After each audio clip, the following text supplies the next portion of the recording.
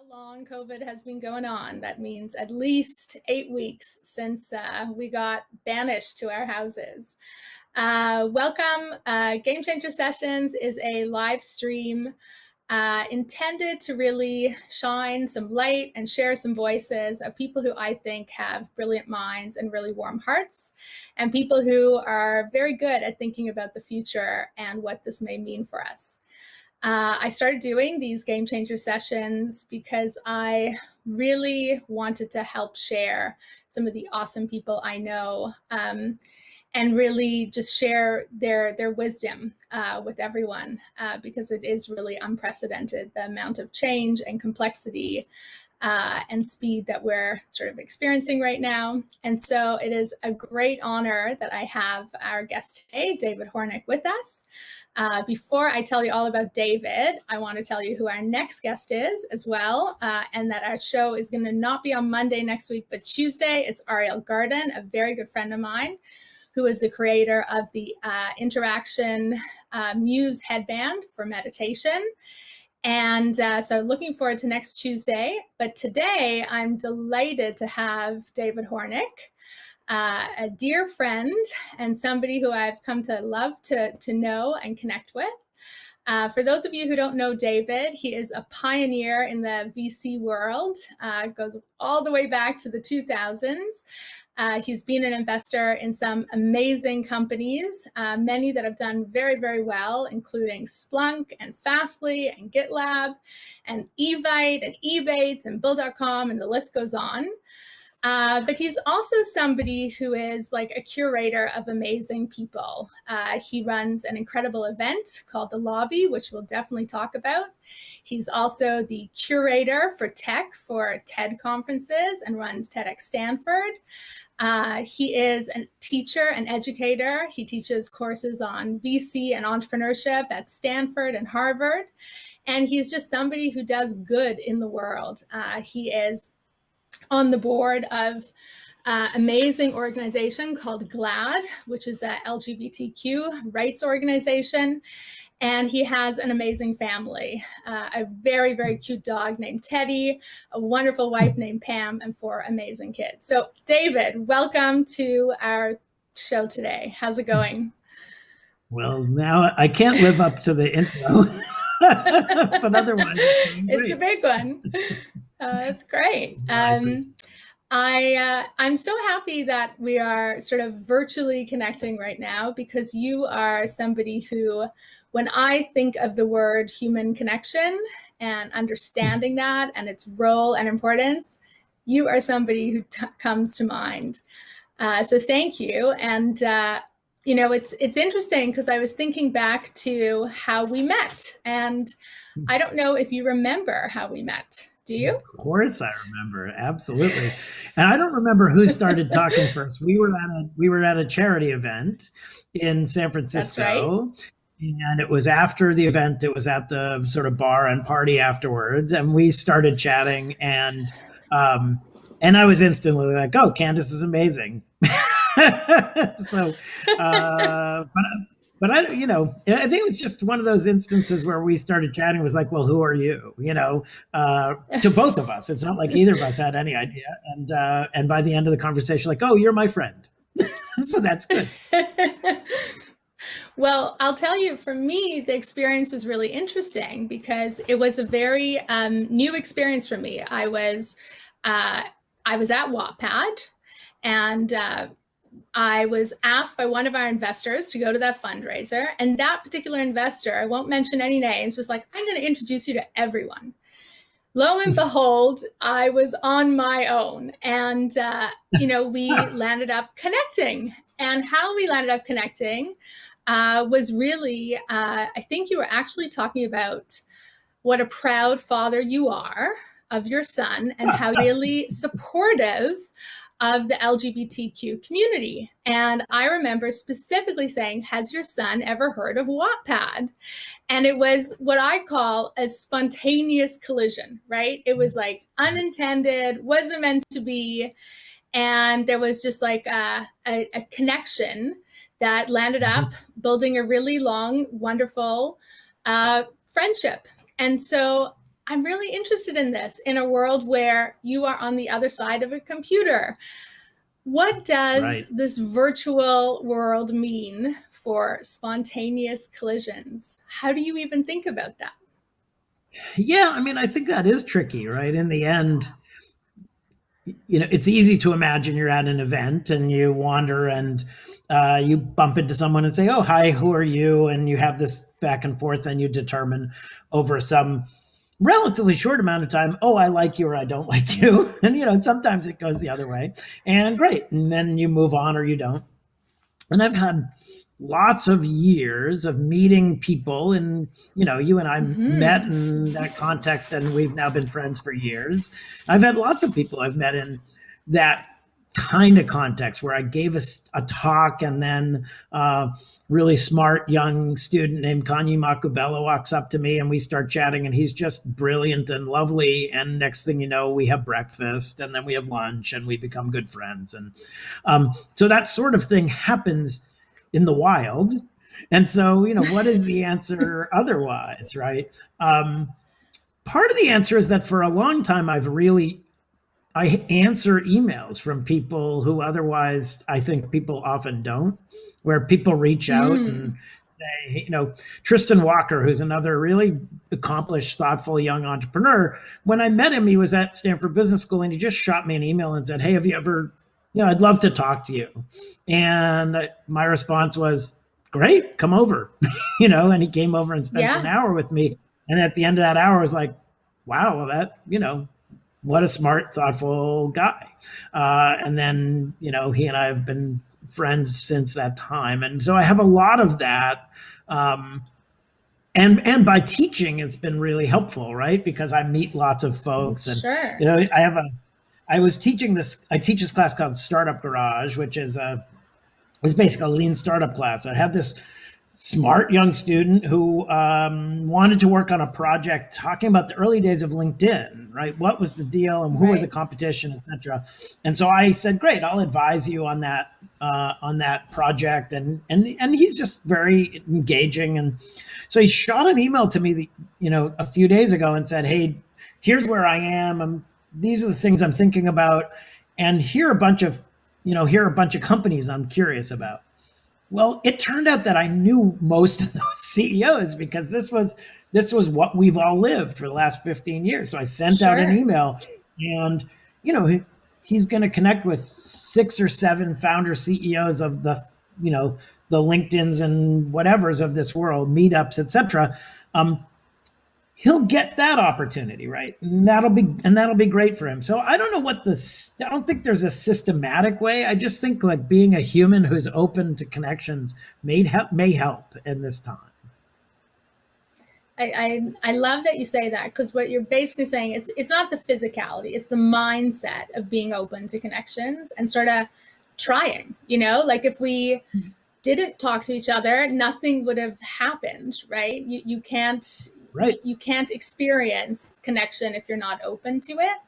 But I do think there's something really interesting about, a lot of the work that you've done. And one of the things that, while yes, you are a very, very successful and brilliant venture capitalist, a lot of people know you from the incredible event and community that you've curated as well. And what I love about the event is sort of the story about why you did it and why it's even called The Lobby. And I think it's, do you want to maybe talk about that a little bit, especially in the context of you don't just curate these collisions for yourself, you allow other people to do this so like easily through what you've created.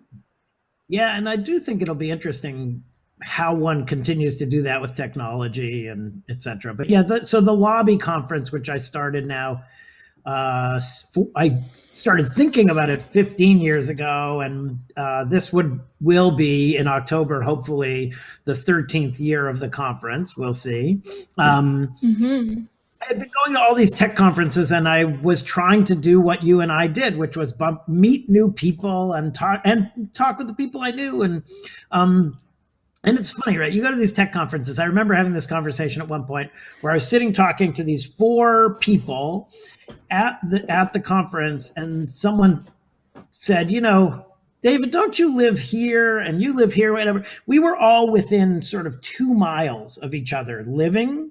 They're like, why is it that we've come to San Diego to chat when we live, whatever? And I said, because that's what you need, right? You need these opportunities that pull you together and give you time and space to have those conversations. So I was going to these conferences, and then everybody would go into this dark conference room to listen to someone speak on stage. And sometimes it was compelling. It's not like it wasn't. It's just not, that's not what I was there for. I was there because I wanted to talk with you. I wanted to talk with whoever else was there. And so I spent all my time in the lobby, and people would sort of come and go from the lobby, but I wouldn't. I'd just stay and talk to whoever was there. And finally, I was sort of like, well, why am I spending all this money and time for the dark room when all I want is the lobby? Why don't I create the lobby? And so my conference, the lobby conference, was born out of that belief that take a group of people who otherwise would be the speakers on stage, would be the people you want to engage with, get them all together, no speakers, no panels, just create an experience that allows them to mix and mingle and have conversations and find each other, right?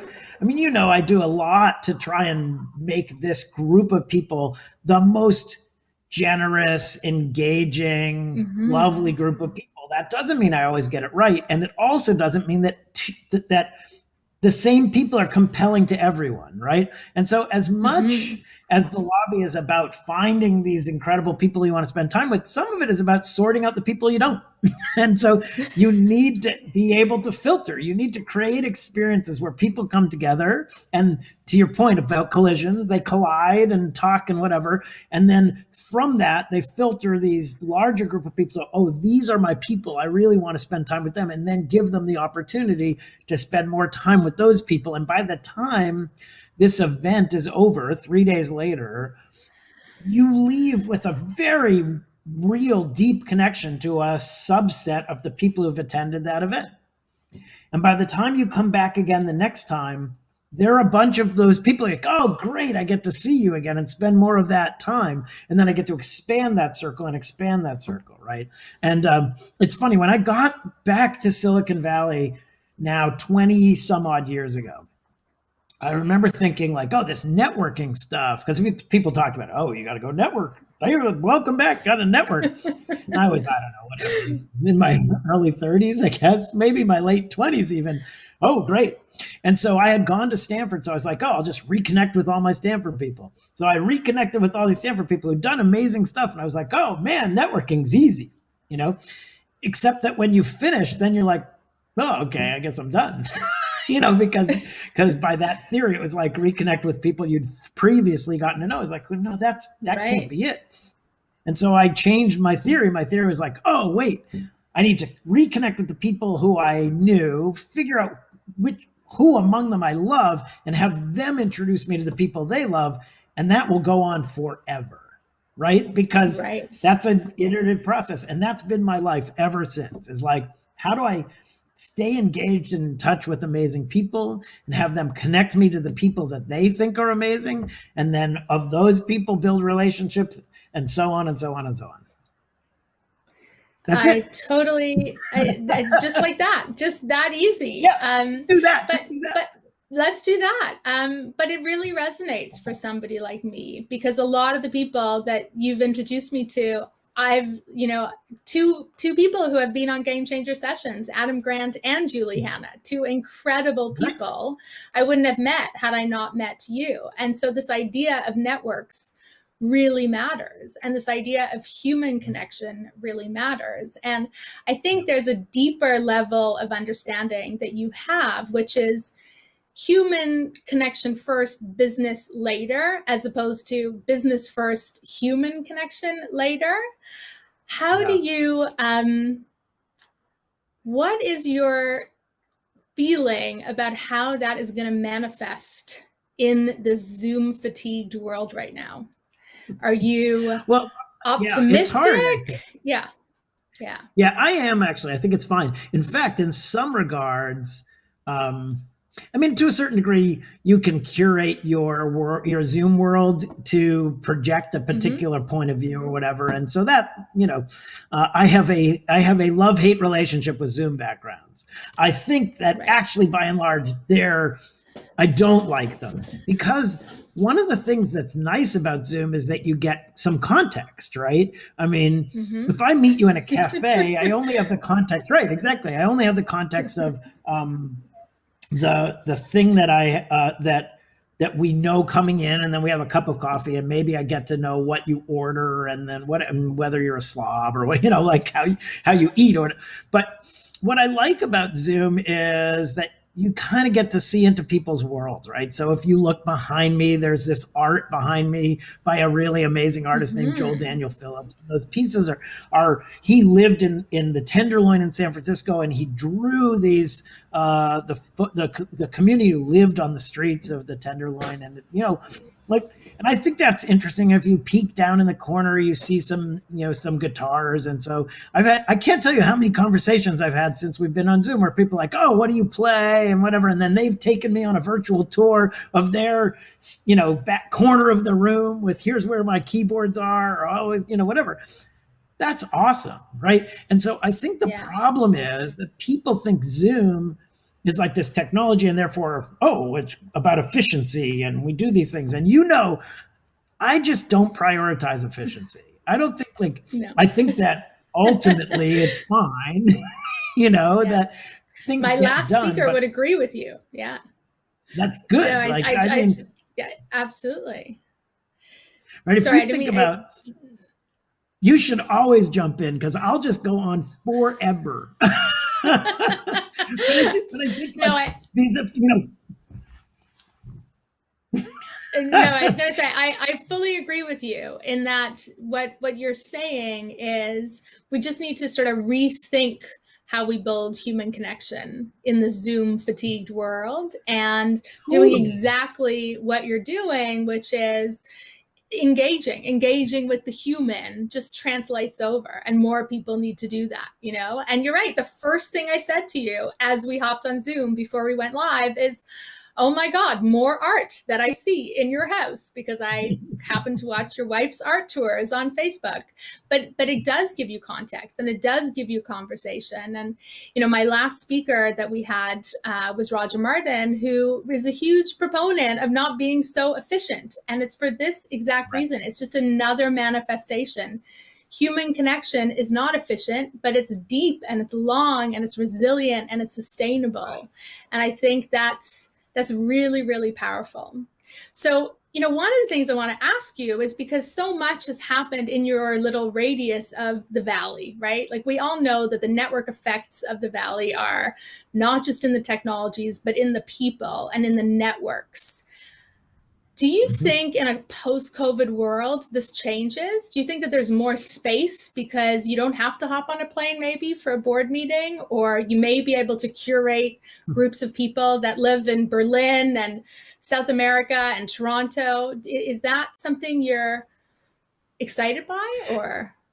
Yeah, I mean, I literally had a conversation this morning. I had a gentleman who does sort of technology leadership for KPMG in Israel, and he had reached out to me and said, I interact with all these interesting tech companies. Do you have a few minutes? And to our earlier point, I was like, yeah, absolutely. And so he and I chatted this morning, his evening, my morning, I assume, and we had a great conversation, and Israel's amazing. Like, the technologists are amazing. The technology is amazing. The culture is amazing. The creativity, every investor knows that there's going to be amazing stuff coming out of Israel. But I remember bumping into, there's this great, investor named Rory O'Driscoll, who is just a lovely and very funny man. And I was at an event in Israel, and I bumped into him at the airport, and I was like, how are you, Rory? And he's like, living the dream. And I said, well, what do you mean? He said, well, I flew in for a board meeting. I showered, I did the board meeting, and I'm flying back home from Israel. Right. That's a lot of flying for the sake of a company. So you better really mean it. Like, you better mean that company is. And so I was just saying to this gentleman, we've invested in Israeli companies, but the bar has been very high. And I said, because if I'm going to go to quarterly board meetings, that's 2 days a quarter of just to get there without me building relationships and all these other things. I said, but now maybe one could go once a year and have monthly board meetings and understand that you're going to get all the value out of that. And so I do think there's a shift. I think, and I'm on the board of the biggest fully distributed tech company out there. It's called GitLab, and GitLab has always been a distributed company. 65 countries, over 1,500 people, no headquarters, and all meetings are like this. And it's interesting, when I joined the board, there were the occasional in-person meetings. And because it turned out that a lot of the investors and executives, whatever, were in the Bay Area.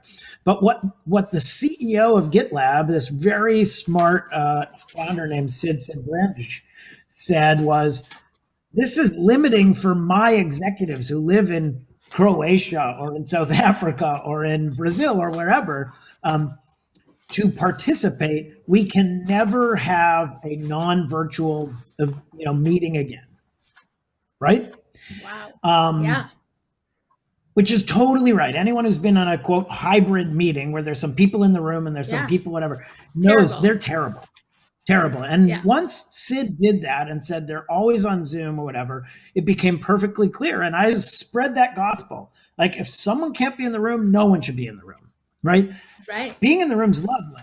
All right. So listen to this. So in an effort to manage the human connections, once a year or so, GitLab brings together all of its global employees, some city in the world, for a week to get together, and which is amazing. It's a big endeavor, and you can imagine it's very expensive. And but we had this conversation. We're going to bring everybody together. Is that a good idea, etc.? And it's like, yes, of course it is. And everybody was supposed to get together in March in Prague, and it was set. And then, needless to say, it didn't happen. And so there was a lot of gnashing of teeth, and they created a virtual conference that obviously was not in Prague. It was everywhere. 1,100 people participated, and they had conversations and there were breakouts, there were these things. But one of my favorite things was basically a networky thing where you just went and said, connect me with someone. And it love that. At someone. It was like, what was that thing that for a time? Chat roulette. Remember there was this thing, chat roulette? Totally. Yes. And it was just with someone. But it kind of be, it was anyone in the world, and people would click through and they'd get things or whatever. But I remember in the days of roulette, one of my students at Harvard, everybody had their computers up, and I said, what are you all doing? You're not typing notes. You're not what paying are you attention. Doing? Tell me the truth. It was a class of 110 people.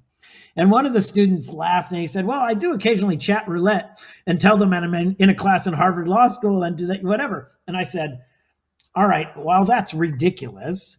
Next time you do it, I want to talk to them. So when you get someone on, say, my professor wants to say hello. I'm just like, whatever. So he's like, so the next class, he's going along. And at the end of the class, I said, hey, Craig, like, what happened? I was all set. And he said, well, every time I got a real human and said, oh, I'm at Harvard Law School. Do my professor would like to talk to him? Right. They disappeared. But anyway, that's a massive digression, although it does. But I love what you're saying, right? Because what you're basically saying is people will innovate. People will find new ways to do things that we haven't done before that, and at a minimum mimic, to the degree possible, that same behavior, and so, yeah, totally. And I think what it does is really opens up the world for innovation in a way that was fundamentally before a very closed system, right? And so we know technology is really good at doing that. It's a democratizer in some ways. And so on that note, I'm really curious, if geography is not going to be as big of an issue, as a venture capitalist for this many years, obviously we all know these are very good, ripe, juicy times for innovation. What are you looking at that is other people aren't right now? Like, what do you think is interesting in ways that, if I told you, everyone would know. Transparency, David, transparency. No, but in all seriousness, like what areas are getting you excited right now? What's really funny is prior to COVID, there was a thing that I was very interested in. Because I sit on the GitLab board, I was like, oh my God, these distributed teams are going to be increasingly prevalent because GitLab was able to hire the best people in the world wherever they were. And it was very clearly a competitive advantage. And so I spent a bunch of time saying, who's going to create the infrastructure to make this kind of experience better, right? And I never found anything. No one had built a thing that was particularly interesting. It was a lot of cobbling together things that you would expect. Oh, great, you're on Slack and you're on blah. Okay, fine, those things are great. But who's going to create the native experience that infuses this with a bunch of these things that are going to make it great, not just fine? And then COVID hits and everybody goes home and every team is distributed. And I said, okay, well, that's it. Like, and not that's it, I'm going to find it. That's it, I'm not going to find it. And the reason isn't because it's not going to be invented. It's because it's going to be invented 8,000 times, right? Everybody knows now that this is imperative, that it's going to be wildly valuable. But how do we as investors then go figure out which is the one that's going to win? Like, how do you know? I had these really, to your point about, there's these collisions, right? When Stanford actually has humans at their school, I host dinners for undergraduates and they come over. I'm right next to campus. And so I just have 8 or 10 students come over for dinner and we chat and talk about whatever. And they stick around and they have a good meal and they have some dessert and then they go home. And then some of them I continue to engage with. And so I got an email from one of these women who's home, and she reached out because she said, I'm working on this, but I'm home with my brother and my father, and I'm working on this idea, and can I connect with you? And I was like, of course. And so we got together and we talked about it, and and her idea is a company that's working on how do you create experiences in this virtual world, which of course she's very, very smart, and she's very ambitious, and she's doing these things that make perfect sense. And I said to her, everything you're doing makes sense. The only challenge you have is that there's a whole world of people thinking about these things. And so how can you be either faster or differentiated or engage, whatever? And she's just one person. So I think there's going to be amazing innovation. But what this really leads to is that in the end, my job, there are people who think their job is to go figure out what it is and go find that thing. There are people who think that it is to build algorithms and then have those algorithms determine which are those things and fund those things. And my version is I find amazing people like you. I build deep relationships with them. I fund their companies like yours, which I did with Wattpad. I try and work hard to be a very productive, valuable board member, not an invasive board member, but someone who is there to help. And then I hope that when amazing people tell you about a business or you're advising a business that you say, David, have you thought about this space? And I say, oh my God, no, that's amazing. And I fund them. So I don't know. What do I know? You're underselling yourself in so many ways, but you're actually being really honest. And what I love about what you're saying is, look, the entire world right now is thinking about what does COVID mean for every single vertical and every single business.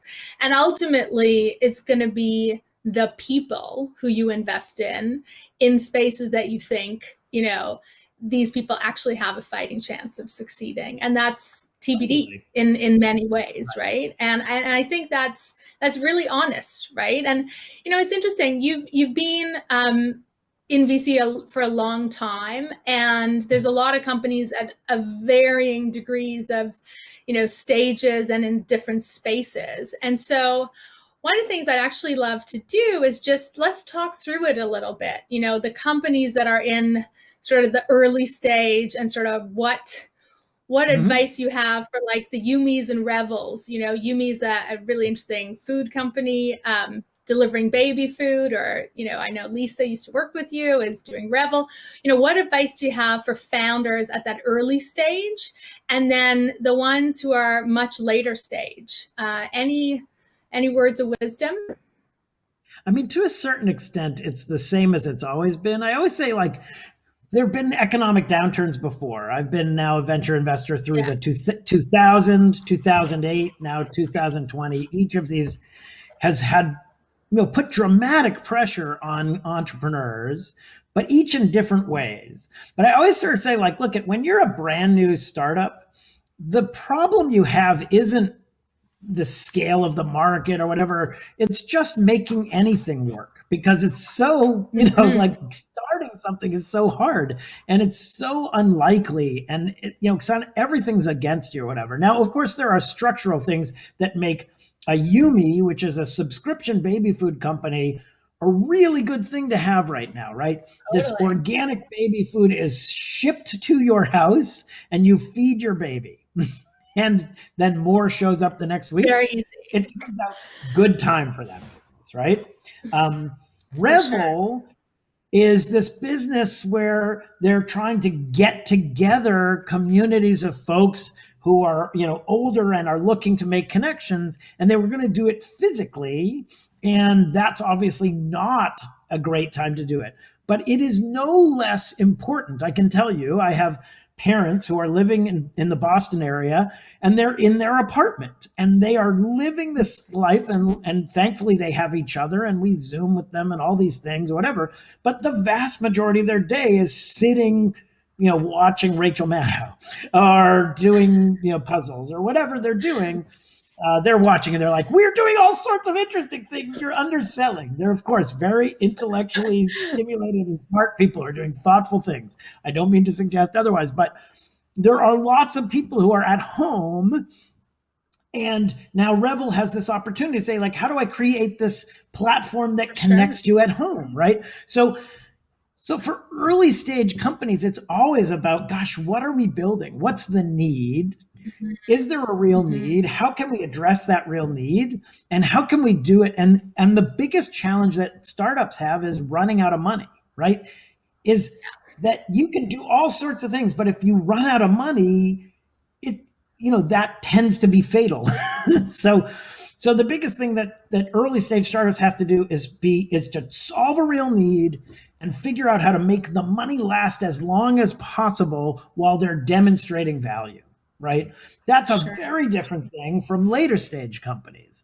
Later stage companies have a business, right? They have found this product market fit. They have found this opportunity. They have this business. And how do they make their way through this time, right? What has changed that's either detrimental or advantageous? And how do you minimize the detrimental while maximizing the advantageous? And more importantly, because each of these crises is actually short-lived in the grand scheme of things, right? I just left a board that I sat on for 15 years. So no matter the crisis, I mean, this company now lived through 3 crises with me, essentially. I mean, so it is, these things are catastrophic and challenging, and this one is the biggest we've ever encountered, and et cetera. But if you assume that humankind finds a way out of it, which I do, if you assume that the vast intellectual capital of the world solves this viral problem, we will emerge. Will we emerge in 6 months or 12 months or 7 years? I don't know when we emerge, but we will emerge. And the great companies are thinking about, what can we do today so that we can make it through this time, and when we emerge, we're stronger, right? Great companies think very long term while focusing on the short term at the same time. Yeah. And that's what they're doing. And it's really, really hard. Yeah. No, I think it's great that you say that. And I actually want to tie it back to our sort of theme today in many ways, which is this idea of resilience and human connection, because I know like two of your companies, which were much later stage, went public last year. And I actually want to talk about those also in this context, that, you know, it's not all bad. It's not bad for everyone. Like I look at Fastly and Bill.com, and quite frankly, they're thriving in these times. Like, huge congratulations to you and them. And, you know, I'm curious, like, how did you even find those companies, and tell me more about the relationship that you have with them, because I think it's all relevant. I mean, it's sort of the same theme. Yeah, I mean, look, if you go back in time, Bill.com is an amazing story, because it starts with me arriving at August Capital now just shy of 20 years ago. I had been an attorney, and I got to know a lot of people, and I was kind of a loudmouth. I'm sure that'll shock you. And so over time, people are like, this guy's, you know, he's a fine lawyer, but maybe he'd do other things. And so I started to talk with other people, and finally I joined August Capital as an investor. And my partners said, David, take your time. This is no rush. Let's just find a great company, and we'll fund the thing that's interesting, and you can go on the board and whatever. And so for the first handful of months, I reached out to lots of people, said, hey, by the way, I'm a VC. And it turns out I met the founder of Bill.com through one of my partners, who had been one of the earliest investors in Intuit. And so he knew the Intuit team, and he got an email from one of the Intuit founders who said, hey, I'm a seed investor in this company. It's this payroll company. We're a really smart young founder. Do you want to hear the story? And my partner looked at that and said, no, I do not. That sounds very boring. I'm not interested in that. But David's sitting around, and what has he got? He's got nothing but time, so he should hear this story. And so I said, oh, that's exciting. I can't wait to hear about payroll. That'll be fun. And I met with this company, which I forget what it was even called at the time. And I met this young founder, and loved him, thought he was this wonderful, wonderful, thoughtful young guy named René Lacerte. And I spent a bunch of time, and I go back to the partner meeting and I'd say, I actually think this is kind of interesting. At which point the partner who passed it on to me like rolls his eyes. Oh my God, seriously, David? And I was like, yeah, payroll, it's going to be good. It's going to be big. And I do a bunch of work, and we agree, like, okay. And basically what I think is my partner's like, well, it's not the stupidest thing he could do for his first investment. So let him do it. Fine. And so I fund this company PayCycle. I give him a term sheet. I have only since learned, because René now talks about it, that he had reached out to 80 VCs. I was the 80th. He had gotten 79 no's, and I gave him a term sheet. And I assumed that he was going to ask for some other partner to be on his board, but he's like, yeah, I like you. You want to be on the board? And I'm like, yes, that sounds great. And thus began a deep, deep love affair with René Lacerte. He is just such a wonderful person and wonderful entrepreneur. And so I funded PayCycle, and we were both new to this, right? He was a new entrepreneur. I was a new VC. And so we would get together every month, and there's a thing called the Dish, which is like a big walk around Stanford's hills. And he and I would get together and we'd walk the Dish, and we'd talk about his business, and we'd talk about, and this was before René got married, and then he got married, and we'd talk about his wedding, and then he had kids, and we'd talk about his kids, but we of course talk about the business. And his PayCycle did pretty well. And I know this is a very long story. PayCycle did pretty well, and we ultimately sold it to Intuit for $200 million. It was a great outcome, and that was good.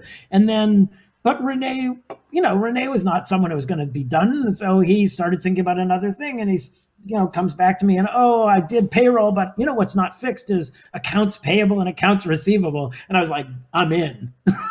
Let's go fix electronic payments for small business. And I went back to my partners, and at this point, the partners are like, yeah, whatever. If René's starting it and it's, digital economy and whatever, sure, David. And so I funded Bill.com, and then I was on that board. By the way, I funded Bill.com in the heart of the last recession. I funded it in coming out of 2008 when it was in real stress. And it was not clear where it was going, but it was like, look, I'm a big fan of yours. I believe we're going to get through this. And I funded the company. And that was more than 10 years ago. And the company has done great since. And it took a long time, but it's kind of crushing it. And it's a public company now, and it's doing well. And mostly it's doing well because it's a great business that solves real problems, and they've never been confused about that. So that's how. Yeah. No, I think that's super helpful. And the best part is that I just want, like, the nugget for me is like, it's in those hard times, right, where people really remember who's actually been there, you know, or who is there, or who shows up. And so it's really easy to be awesome in good times. But I think that's, you know, the other piece of this is how you help people in these times, what people, you know, remember about you and about what you were giving or doing versus taking feels like very relevant. And on that note, I think we have maybe one more question from me, and then we'll pass it over. You know, you're somebody who's a huge giver, right? You've been, Adam Grant has said it. I've certainly experienced it. You're somebody who's really generous. And I'm really interested in this world right now from a philanthropy perspective. How do you think about giving? Is there, you know, there's people who are starving right now. There's 25% unemployment. Does it shift your philanthropy efforts? Like, do you change, or do you keep doing what you're doing? Tell us more. Yeah, I think it's actually an incredibly tricky problem. And I think it's, I think that anyone who has the good fortune to have money that they can, you know, fund things with, is always conflicted, right? Because the truth is that I don't have enough capital to solve all the world's problems, but I do have the ability to be helpful in some ways. And I remember talking to a lovely, lovely entrepreneur whose company did incredibly well. And he got, by any standards, wildly wealthy. And I said to him, we were talking about it at some point, and I said, how is that? Like, how do you feel about it? And he said, it's awful. And I said, well, what, you know, I said, why do you say that? And he said, because I have every day people come to me, reach out to me with problems that I can solve. Every day, someone comes to me, my mother needs this, or my brother has a cancer, or the world needs this, or we should whatever. And he said, and any one of them I could solve. I have the capital to solve. He said, but I cannot solve all of them. And he said, that kills me. It makes me so sad every day that someone reaches out and I could help them, but I cannot, because if I help them, I couldn't help someone else. And eventually I would have no money, and then I couldn't help anyone. That's an astonishing realization. And yet we are all going through that right now. Anyone who has made it a part of their life to give money is sitting here recognizing that the need for help is so much greater than any one of us has the capacity. And so I think it's really daunting. I think that, you know, food insecurity can't be ignored, right, in ways that I think we stupidly ignored it before. It never should have been ignored. And yet it's such a priority now. I think that those of us who believe in the arts and think that the arts are healing and powerful and valuable are going to be deeply conflicted when we give money to the arts when people are starving, right? We're going to be deeply conflicted when we care about the importance of making sure that this world does not punish LGBTQ people for being who they are. That's hugely important. Is it as important as making sure people don't starve? If you're an LGBTQ person, of course it is, right? Of course it is not. It is as important that gay people not find themselves in jail. Of course it is as important that LGBTQ people cannot be denied medical attention, right? So is that important? Am I going to continue to be engaged in what's happening and work closely with GLAD to make sure that there's justice and fairness and decency? Of course I am. And that's not, but it will feel challenging to do that in the face of starvation. It will feel challenging to do that in the face of medical care being, so I think it's a very, very hard problem. I feel incredibly grateful that I get to wrestle with these problems and that I'm not wrestling with starvation, because that's a much bigger problem, right? Much harder. And I feel terrible about that. Absolutely. And so, thank you. I have some amazing questions here. So let me jump to some of these questions before our time is up. So one of my first questions is actually talking a little bit about education. The question here is, you're clearly involved in Stanford and Harvard and you're a teacher. What does COVID mean for the future of, education? How do you see education changing in a world post-COVID where unemployment's really high? I think it's a really tricky problem. First of all, the question is, what is it?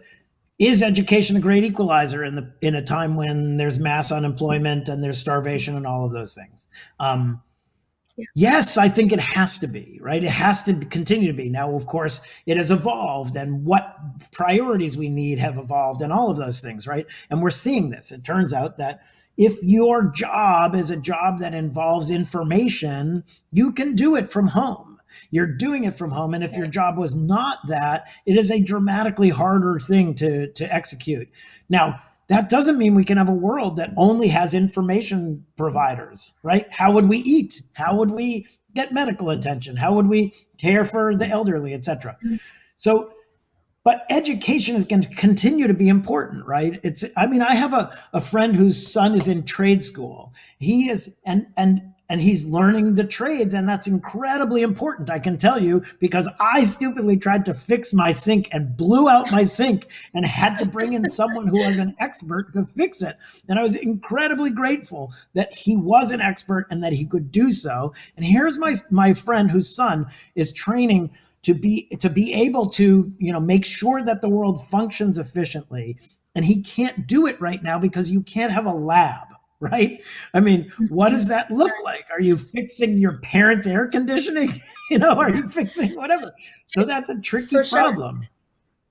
Do you think that the world of education gets more polarized or less? So, for example, Harvard and Stanford obviously already are, very coveted institutions that sort of give you some level of curation. Do you think that becomes more pronounced in the future, or is there a democratization of learning that takes place?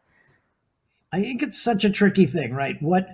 On the one hand, what we've learned is that education, that subject matters can be taught online, right? That this is forcing the acceleration of here's how you teach, and people will get better at it. And so I've heard the opinion that this is actually the end of the in-person university, because why would you spend so much money when you can do this? And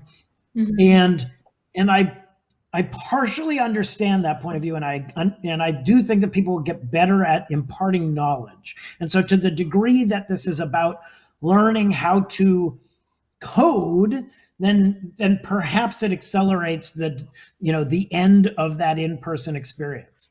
The problem is that I have always felt, and this will come as no surprise to you, that educational experience is about the other humans. It's not about the classroom. It's not about what did I learn in philosophy class. It's about who did I meet in philosophy class, and what was that conversation, and how do I engage with those people so that in the future I can have, I can continue to engage with those people in an interesting way, right? You have met a number of my friends who I met in college, right? Joe Belfiore, who's a very senior executive at Microsoft.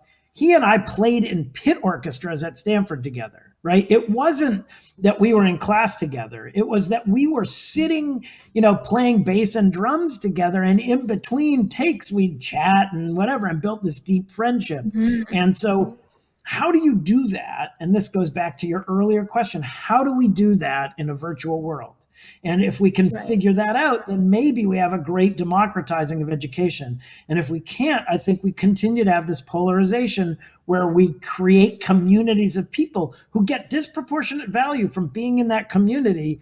And I do think it's valuable, and I do think it's important. Absolutely. I could talk to you about this forever, but I'm going to keep asking a couple questions here because there's some really good ones. So one question is, what leadership characteristics do you think are critical for startups now that maybe weren't as obvious before? Does this shape how you'll evaluate founding teams and their potential moving forward? Anything new? It turns out that no. What makes a great entrepreneur? A great entrepreneur is, smart and thoughtful and creative and flexible and a problem solver and a listener and all of these things, right? Is compelling, a good salesperson, can recruit well, can inspire people, all of those things. All those things are dramatically more important now. And so, it's not like there was one thing where, you had to be this thing if in Zoom land that you didn't have to be before. I think that it just accentuates the need for you to be able to think ahead and plan ahead and do scenario planning and all of these things that we knew before. Now, there is an interesting question, and I've been talking with lots of people about this, which is, how does it change how we evaluate entrepreneurs? If it's still the case that entrepreneurs, we're looking to have all these things, but historically, there's been a little bit of this gut reaction. I fund people because I have this great moment in an office and then over lunch, and we have this connection, and we're not going to have that opportunity. We're going to have to do it over Zoom. We're going to have to do it over the phone. We're going to have to build relationships. And so is that better or worse? What does that do for us? And what most of us having this conversation think is that it is in many ways better, because for two reasons. First of all, the gut reaction is actually detrimental and unfair in general to underrepresented folks, right? It's a little bit like the old, when orchestras started having auditions behind screens and suddenly they hired women, right? Turns out women were just as good violinists and cellists and flautists as men, but the bias of seeing them was, oh, this man looks like a great cellist. Sure. And when they put him behind a screen, they hired the women. Now we still have this. And so there's still, but I think it requires us to engage more. It requires us to do more diligence, to talk more to people who have worked with those people and get a deeper understanding and stop saying like, oh my God, I love you, here's money. And so I think companies will get funded, and I think they'll get funded in more thoughtful ways if there are thoughtful investors, and that will be great.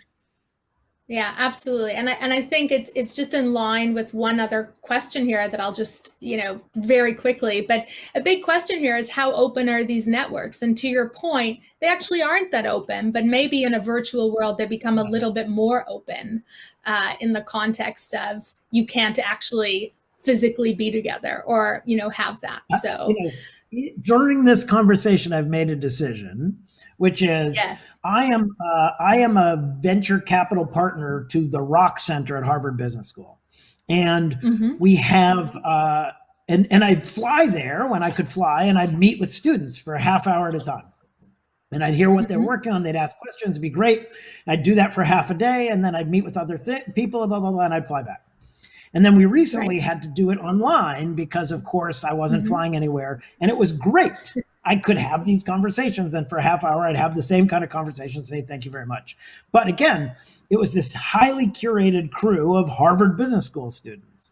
And so as we were having this conversation earlier, I was thinking about that and thinking like, oh, if I'm really, why wouldn't you have open office hours? Maybe the answer is have some open office hours and let people sign up and have virtual conversations that are just like those, but broaden the, don't have as tight a funnel, or have some other funnel, and maybe that would be great. And so maybe that's a way to add serendipity. And so I'm going to have to figure out how to do it. Well, What a great way to end this conversation, especially since this is, Toronto's a really interesting place in that context, right? Like 52% immigrants who live here, right? Very much much more diverse network of people who, if you've been through an immigration, you're pretty resilient in a lot of ways. And so maybe there's a way to even think about how we get more of you and our community engaged with you on that note. We love it. And just a huge thank you. I've had so much fun being in conversation with you. Your energy just is totally contagious, and your ideas around human connection are so resilient and so sustainable and so long-term. It's really refreshing in many ways. And I'm just a huge fan of yours, as you know, and want to thank you for all that you have done for me in my career, and in sort of really allowing me to have many spontaneous connections and collisions, both with the communities that you've curated, and you've been super helpful to Wattpad as well. So thanks so much for joining us. Really appreciate it. Always lovely to see you. Yeah, no, really great. And to everyone, thank you so much for listening to Gamechanger Sessions.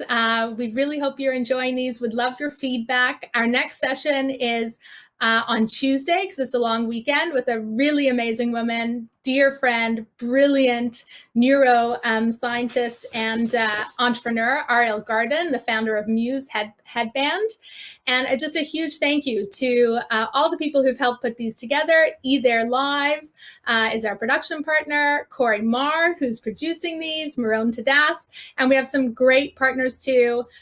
Elevate, TechTO, CBC Toronto, Toronto Life, Talk Boutique, Artery, and York University, all collaborating to bring these awesome, brilliant minds and warm hearts to our community. I hope everyone has a great week, and thanks for listening. Take care. Perfect.